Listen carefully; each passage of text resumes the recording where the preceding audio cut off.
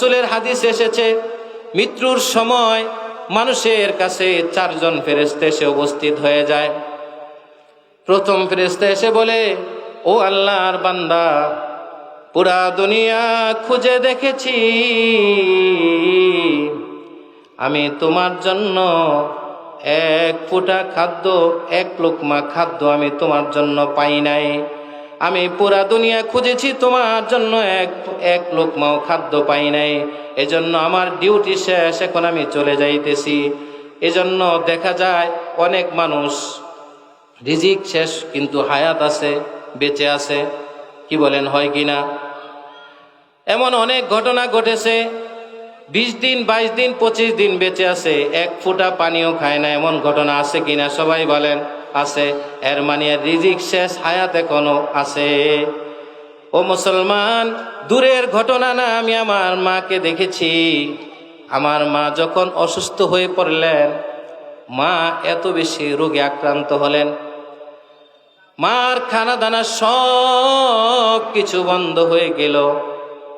আমরা চারো ভাই আলেম, এক ভাইকে বলতেছি, ভাই রে, মার হায়াত আছে কিন্তু আল্লাহর রিজিক যেই নির্ধারণ করেছে, রিজিক মনে হয় শেষ হয়ে গিয়েছে। 27 দিন পর্যন্ত আমার মা অনাহারে ছিল। 27 দিন পরে আমার মা দুনিয়ার জমিন থেকে বিদায় নিছে। এই 27 দিনের মাথায় আমার মা এক ফোঁটা পানিও মুখে দেয় নাই। রিজিক শেষ হয়ে গেলে পরে আপনার মুখে যত খাবার ঢুকাবে আর কোনো কাজ হবে না, আপনার মুখে খাবার ঢুকবে না। পানি দিলেও গালি দিয়া বের হয়ে পড়ে যাবে। ঠিক কিনা বলেন? এজন্য বাবারে, দুনিয়ার জন্য এত পাগল হয়েও না। এই দুনিয়ায় তুমি আমি চিরদিন থাকতে পারবো না। এই দুনিয়া ছেড়ে একদিন আমাদের সকলকে যেতে হবে। ঠিক কিনা জোরে বলেন? দুনিয়ার জন্য পাগল হয়ে লাভ নাই।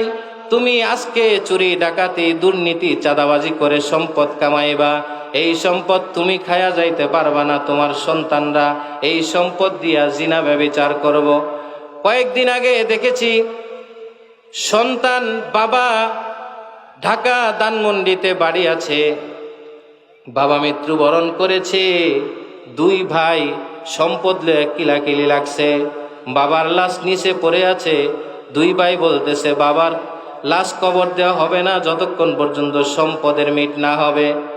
পরে খবরে বলেছে আঞ্জুমান এসে আঞ্জুমানের টাকা দিয়া তার লাশ কবর দিয়েছে। জীবনের শেষ মুহূর্ত তার নিজের টাকা দিয়া পর্যন্ত সে কবরে যেতে পারে নাই। ও মুসলমানি বান্দা, দুনিয়া দুনিয়া যতই করবা, মৃত্যুর সময় এমন একটা কাপড় পরাইব যেই কাপড়টার পোষা, যেই কাপড়টার পকেট নাই। ঠিক কিনা জোরে বলেন? বাদশাহ হারুন আর রশিদ মৃত্যুকালে বলেছে, শোনো, আমি যখন মৃত্যুবরণ করব, আমার ডান হাতটা আমার কাপড়ের কাপড় থেকে বের করে দিবা।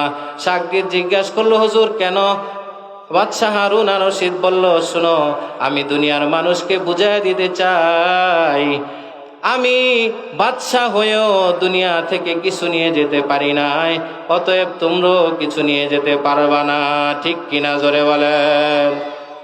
ও মুসলমান, রাসূল বলেন, মানুষের মৃত্যুর সময় প্রথম ফেরেশতা এসে বলে, ও আল্লাহর বান্দা, পুরা দুনিয়া খুঁজে দেখেছি, তোমার জন্য আল্লাহ যতটুকু রিজিক নির্ধারণ করেছে, রিজিক শেষ, আমার ডিউটি শেষ, আমি চলে যাই।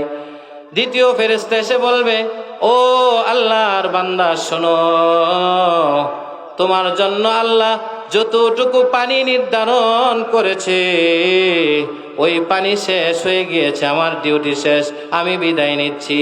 তৃতীয় ফেরেশতা এসে বলবে, ও আল্লাহর বান্দা, শোনো, তোমার জন্য আল্লাহ যত জায়গা পাড়া দেওয়ার জন্য যত জায়গা নির্ধারণ করেছে, সব জায়গা ফিল আপ করে ফেলেছো, পাড়া দিয়ে তোমার পাড়া দেওয়ার আর কোনো জায়গা নাই, আমার ডিউটি শেষ, আমি চলে যাচ্ছি। এজন্য দেখা যায় অনেক মানুষ প্যারালাইসিস হয়ে যায়। কি বলেন? ঠিক কিনা? আর চলতে পারে না, হুইল চেয়ার দিয়ে চলতে হয়। এর মানে আর পাড়া দেওয়ার জায়গা নির্ধারণ হয়েছে, সেই জায়গা সে শেষ করে ফেলেছে। এই যে 10 তলা 20 তলা বিল্ডিং বানাও, এই বাড়ি কিন্তু তোমার আমার না। এই দুনিয়ার বাড়ি তোমার আমার না। এই যে বাবারে, এই যে ভূমিকম্পর মাধ্যমে আল্লাহ বুঝাইয়া দিছে, ও দুনিয়ার মানুষ তাকায়া দেখো,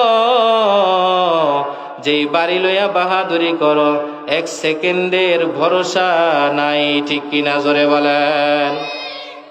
এই বাড়িঘরের ভরসা এক সেকেন্ডেরও নাই। শত শত মানুষ, হাজার হাজার মানুষ বাড়িঘর ছাড়া ডাইরেক্ট রোডের মধ্যে শুয়ে আছে। যারা আলিশান বিছানা ছাড়া শুইতে পারত না, যারা এয়ার কন্ডিশন বিছানা ছাড়া রুম ছাড়া থাকতে পারত না, আজকে তারা একদম রোডের মধ্যে শুয়ে আছে। বলেন তো কে করেছে? আরো জোরে বলেন কে করেছে? সকলে চিল্লে একবার আল্লাহকে ডাক দেন, আল্লাহ আল্লাহ।